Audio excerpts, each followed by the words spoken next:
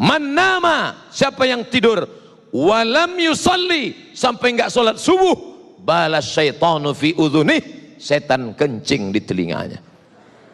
Untung Allah masih sayang, sehingga Allah yang Rahman, yang Rahim, ya Arhamar Rahimin tidak memperlihatkan mana tadi yang sholat subuh, mana yang tidak, semuanya sama. Tapi andai Allah tidak sayang, dia perlihatkan langsung tertulis WCS, WC setan. Kebahagiaan orang diukur dengan latar belakangnya, tapi kebahagiaan orang beriman adalah kapan? Nanti, yang hakiki, yang sebenarnya, yang tidak akan putus untuk selamanya. Wujuhu yawma idzin nadhirah. Saat itu wajah berkilau cahaya. Kenapa wajah berkilau cahaya? Ila rabbiha nadhirah, karena wajahnya memandang yang maha mulia. Siapa dia? Allah subhanahu wa ta'ala. Jamaah ngirim WA ke saya, Ustadz, saya lihat wajah Ustadz berkilau cahaya. Kenapa ya Ustadz? Engkau tidak tahu ada 6 lampu di depan. Bersatu, kitalah yang paling mungkin untuk bersatu. Kenapa demikian? Pertama, Tuhannya berapa? Qul huwallahu ahad. Tentu kelanjutan itu hafal semua. Allahus samad. Qul huwallahu ahad. Allah esa, tunggal, tidak berbilang. Labbaik Allahumma labbaik, labbaika la syarika laka labbaik. Tidak ada sekutu bagimu, Allah saja, tidak ada yang lain.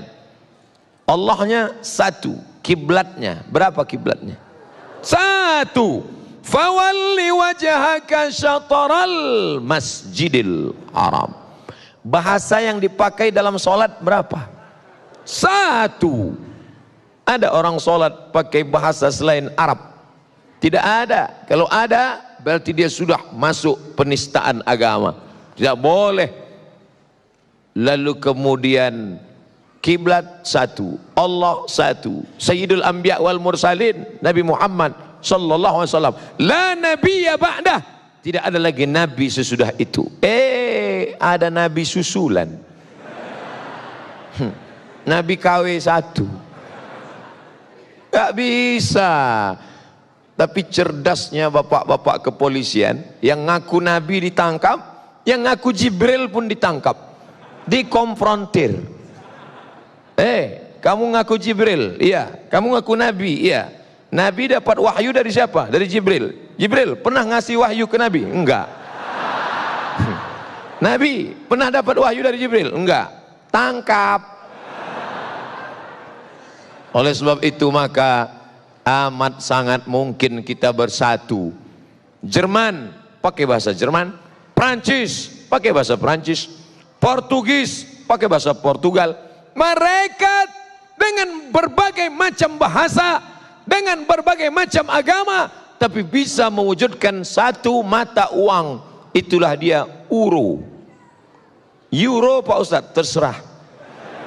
Yang penting satu mata uang. Maka kita amat sangat bisa bersatu seperti yang dipakai pada zaman Nabi Muhammad sallallahu alaihi wasallam. Dinar dan dirham. Uang emas dinar, uang dirham perak, sehingga kita tidak lagi pusing memikirkan apa yang disebut dengan mata uang, jatuh mata uang. Ketika kami mendapat beasiswa ke Al-Azhar Mesir tahun 1998, bersyukur, alhamdulillah dapat beasiswa. Tapi di saat itu melambung $1 yang awalnya 2.500 menjadi 17.000. Melambung. Beberapa teman tidak berangkat, tapi Al-Azhar Mesir Masya Allah yang tidak berangkat langsung dikirim tiket. Kami yang berangkat sudah beli tiket duluan, menyesal. Kalau tahu begitu kemarin ngaku susah aja nggak berangkat. Tapi ternyata begitulah keadilan Allah subhanahu wa ta'ala. Cerita masalah bersatu, kita amat sangat mungkin bersatu. Tapi kenapa pada kenyataannya, jangankan menyatukan mata uang, jangankan menyatukan kesepakatan, tapi menyatukan sholat subuh pun payah. Masih ada orang yang tidak mau sholat subuh di masjid ini. Kenapa? Karena tidak pakai kunut. Saya nggak mau sholat di masjid Pak Ustadz. Kenapa? Karena berkunut. Padahal antara berkunut dengan tidak berkunut dua-duanya sah. Yang jadi masalah yang nggak sholat subuh. Berdebat masalah kunut dengan tidak kunut sampai jam 2 malam.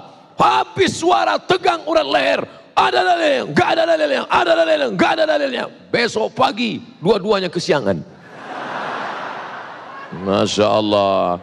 Makanya kalau saya ceramah di suatu tempat diminta menjadi imam, Ustadz Somad silakan jadi imam. Tausiah subuh akan dipimpin oleh Al-Mukarram Haji Abdul Somad LCMA. Subuh ini beliau akan memimpin kita jadi imam. Silakan Ustadz. Batu. Karena saya tahu masjid itu masjidnya Muhammadiyah. Muhammadiyah nggak pakai kunut. Saya tidak ingin merusak jamaah yang ada di situ. Saya hanya berceramah tentang akhlak, tentang akidah. Maka imam tetapnya mana? Ada imam tetapnya, silakan. Karena saya di masjid dekat rumah saya, kalau saya jadi imam, bismillahnya jahar. Allahu Akbar. Bismillahirrahmanirrahim. Lalu kemudian setelah rukuk, rakaat kedua i'tidal, samiallahu liman hamidah. Allahumma hadina fi man hadait. Amin. Wa afina fi man afait. Amin. Yang paling enak jadi makmum. Paling enak jadi makmum. Enggak usah pusing mikirin. Malah yang ribut makmumnya. Disuruh jadi imam nggak bisa, jadi makmum komen. Maka terkadang lebih hebat pemain bola atau yang nonton bola? Yang nonton. Itu seandainya tadi bolanya agak ke kanan sedikit, pasti gol itu. Padahal dikasih bola nendang belum tentu bisa.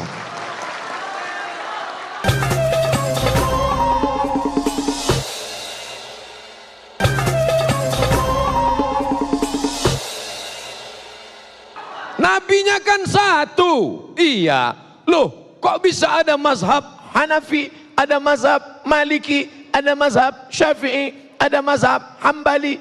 Riwayatnya banyak, Mas.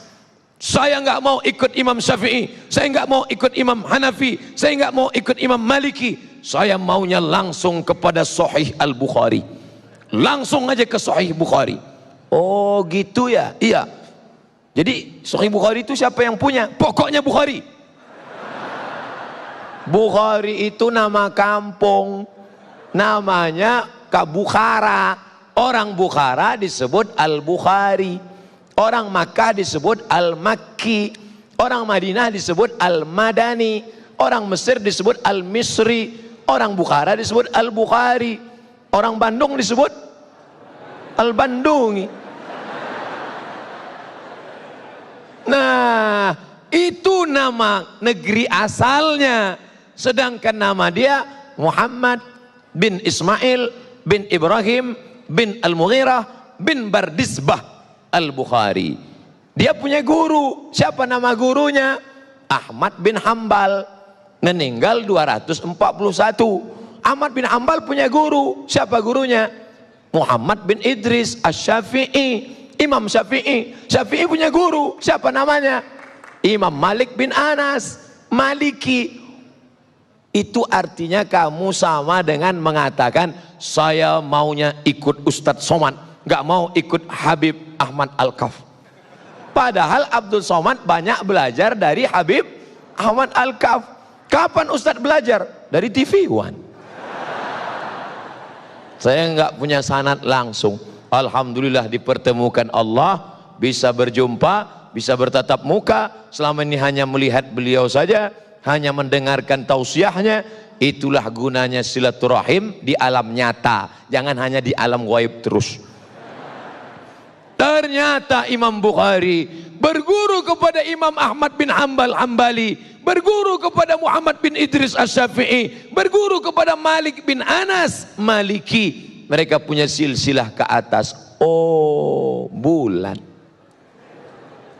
Maka kita mesti belajar. Saya nggak mau ikut ulama, saya maunya langsung ke Quran, baca Quran langsung. Ulama ini manusia, mungkin saja salah, mungkin saja keliru. Ngapain ikut ulama? Saya mau langsungnya ke Quran saja. Buka Quran kamu, coba baca ayat. Fi qulubihim maradun. Apa artinya? Sebentar ya Ustaz, saya lihat terjemah dulu. Yang nerjemah itu siapa? Ulama, Kementerian Agama, Departemen Agama, disusun oleh para ulama. Tapi katanya nggak mau ikut ulama, kecuali yang ini. Kita semua ngikut ulama, betul? Yang nggak boleh itu hanya mazhab Syafi'i saja yang benar, lain daripada ini salah, masuk neraka jahanam. Surga itu isinya saya, istri saya, mertua saya, guru saya. Loh, lawang surga itu luas sekali. Wasari'u ila maghfiratin min rabbikum, bersegeralah pada ampunan Rabbmu.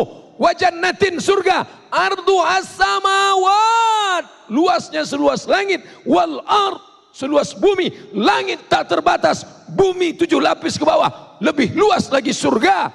Surga luas sekali, ngapain kamu kapling? Yang penting passwordnya sama, asyhadu an la ilaha illallah wa asyhadu anna muhammadan rasulullah. Saya satu majelis dengan Habib Syekh, majelis solawatan. Habib Syekh solawat, saya tausiah. Habis itu Habib Syekh di sela-sela solawat, beliau tausiah pendek. Saya ingat ucapan Habib Syekh, apa kata beliau? Sing Muhammadiyah mlebu nang surga, sing NU mlebu kabeh. Akhirnya orang NU masuk ke dalam surga. Ini masih kata Habib Syekh, dia kaget, dia lihat, loh ternyata orang Muhammadiyah ada, masuk surga juga, sama. Akhirnya setelah mereka sama di dalam surga, rapat. Orang kita kan suka rapat, rapat pemilihan. Tapi Allah Ta'ala sudah angkat semua. Sebenarnya yang merusak kita adalah kepentingan, yang merusak kita adalah hasad. Makanya kita minta jauhkan. Wa min syarri hasidin idza hasad.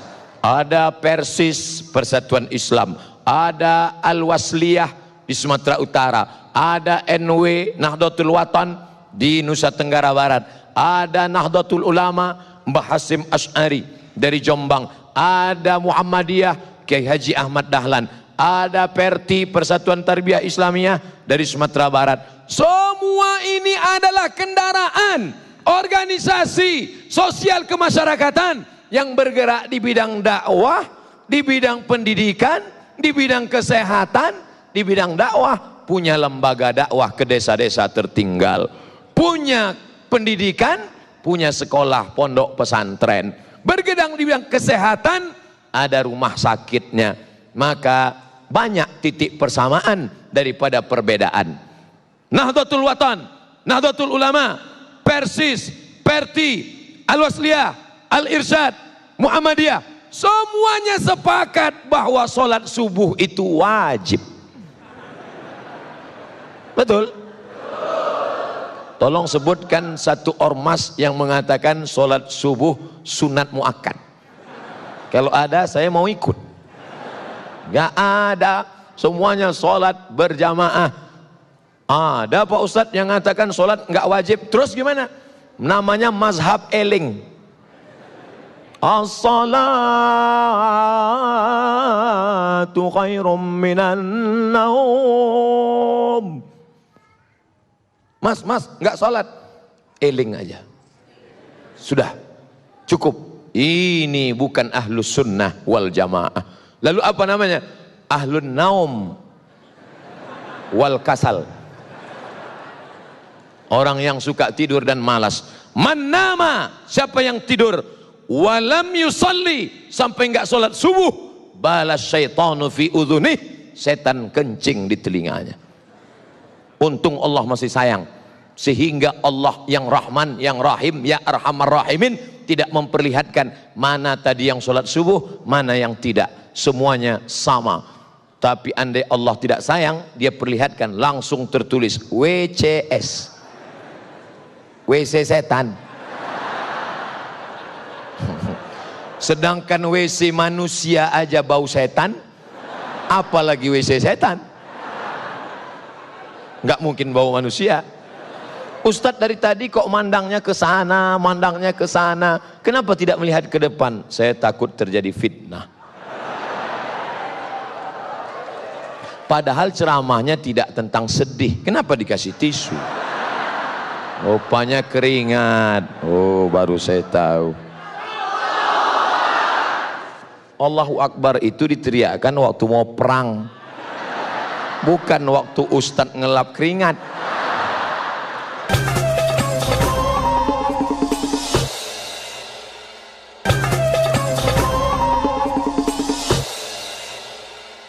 Ketika kita sudah bersama, takbir tadi mengusir setan, karena ketika takbir dikumandangkan setan lari.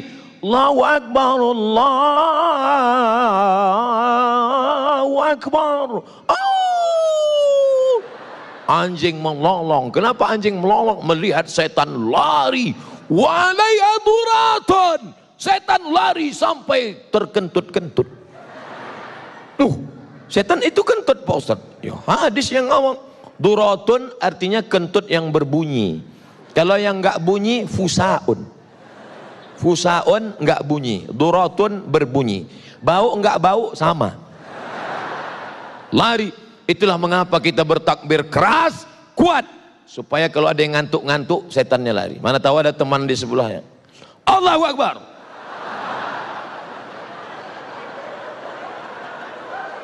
Allahu Akbar. Lari setan. Mana ada ustadz baca ruqyah pelan-pelan. Allahu la ilaha illa huwal hayyul qayyum. La ta'khudhuhu sinatun wa la naum. Bacanya kuat. Allahu la ilaha illa huwal hayyul qayyum. La ta'khudhuhu sinatun wa la naum. Inna syaitan, sesungguhnya setan, qad ya'isa an ya'budahul musallun. Setan sudah putus asa menggoda orang yang sholat. Kalau setan melihat orang sholat, dia tidak lagi goda orang itu. Hai orang yang sholat, sembah aku. Hai orang yang sholat, sembah aku. Hai orang yang sholat, sembah aku. Qad ya'isa, dia sudah putus asa. Lalu orang yang sholat itu dia goda apa? Walakin fit tahrish, dimasukkannya ke dalam hati orang yang sholat itu berikhtilaf, berkelahi, bertikai, berkonflik, permusuhan di dalam hati orang yang sholat. Betul? Jangan heran satu masjid, satu shop. Kenapa satu shop? Memang masjid itu nggak pernah lebih dari satu shop. Satu masjid, imamnya sama, shopnya sama, tapi kelahi. Orang kalau mau masuk masjid itu langsung sholat, sebelah kanan penuh, sebelah kiri, kiri kanan penuh, sop belakang. Ini orang kalau masuk masjid ngelihat dulu, si Anu sebelah mana ya? Dia sebelah kanan, saya sebelah kiri. Dia kiri, saya di kanan.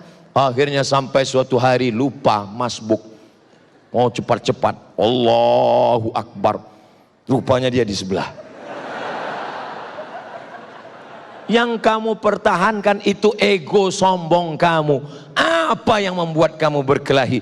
Makanya jelas dikatakan la yadkhulul jannah, tidak masuk surga. Siapa itu? Qati'ur rahim, orang yang memutus tali silaturahim. Semua yang hadir ini datang niatnya dua. Satu, silaturahim. Dua, ukhuwah islamiyah. Saya dengan bapak nggak ada hubungan silaturahim. Karena yang namanya silaturahim, kakek saya satu, kakek punya anak dua, anaknya punya anak lagi, antara cucu dengan cucu itu satu rahim, karena nenek mereka dulu satu. Tapi antara saya dengan bapak ibu di Bandung beda. Saya orang Melayu dari Sumatera, bapak ibu orang Sunda. Kumaha atuh dama? Jangan panjang-panjang, saya ngerti itu aja. Kita nggak ada hubungan. Tapi kalau diurut ke atas, ternyata kita masih satu rahim, yaitu rahim Hawa, istrinya Adam alaihissalam. Keturunan Adam kan? Sama. Ada yang sekarang ngaku nggak keturunan Adam, kata dia keturunan monyet. Makanya nggak mau silaturahim. Semuanya kita ini dari Adam. Kullukum min Adam. Semua dari Adam. Wa Adam min turab. Adam dari tanah. Maka lihat asal kejadianmu, kau tidak akan sombong, kau akan bersatu untuk selamanya. Adapun perbedaan-perbedaan, Ustaz, jadi kita dari tanah. Iya, teman saya itu kok selalunya mau bertikai saja. Mungkin dia dari tanah juga, cuman tanah sengketa. Apa yang dimuliakan Allah Subhanahu wa taala. Apapun alirannya, apapun ormasnya, apapun partainya, asyhadu an la ilaha illallah wa asyhadu anna Muhammadan Rasulullah. Lalu bagaimana dengan kami? Mungkin kau bukan saudaraku dalam satu keyakinan, mungkin kau bukan saudaraku dalam satu akidah, tapi kau adalah saudaraku dalam satu kebangsaan, Negara Kesatuan Republik Indonesia. Dulu saya nggak pernah ngomong ini. Kenapa? Karena yang saya pahami kalau saya ceramah itu yang dengar orang Islam semua. Tapi ternyata ada saudara kita yang mendengar melalui internet. Dia tersinggung, loh kami kok nggak disebut? Ya salah sendiri, kenapa nggak masuk ke masjid? Bapak Ibu yang dimuliakan Allah Subhanahu wa taala, maka kita bersama bersatu. Selama di Bandung tidak satu pun ada yang bertanya kepada saya, Ustadz NU apa Muhammadiyah? Nggak ada yang nanya sama saya. Sampai akhirnya saya ceramah ke suatu tempat, Ustadz dari ormas mana? Ya saya ormasnya banyak, macam-macam, karena saya memahami itu adalah kendaraan, itu adalah wasilah, itu adalah jalan. Maka kita ini semua akan masuk ke dalam surga Allah dengan syarat menjadi umat Muhammad sallallahu alaihi wasallam. Lalu kemudian kebahagiaan hakiki, kebenaran hakiki, kapan baru kita rasakan? Seorang petani akan merasa bahagia kapan?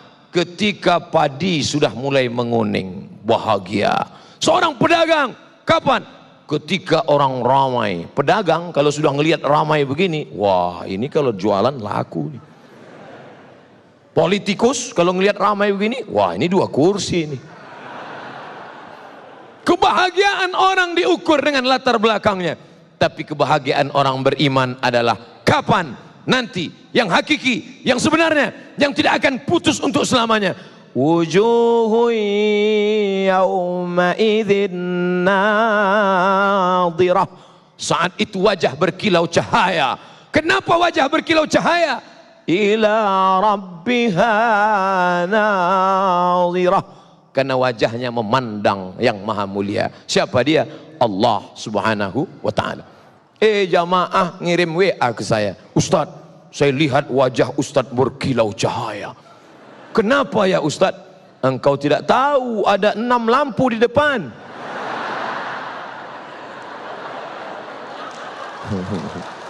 Bapak Ibu yang dimuliakan Allah, para pemirsa TV One dimanapun berada, maka kita akan bersatu untuk selamanya.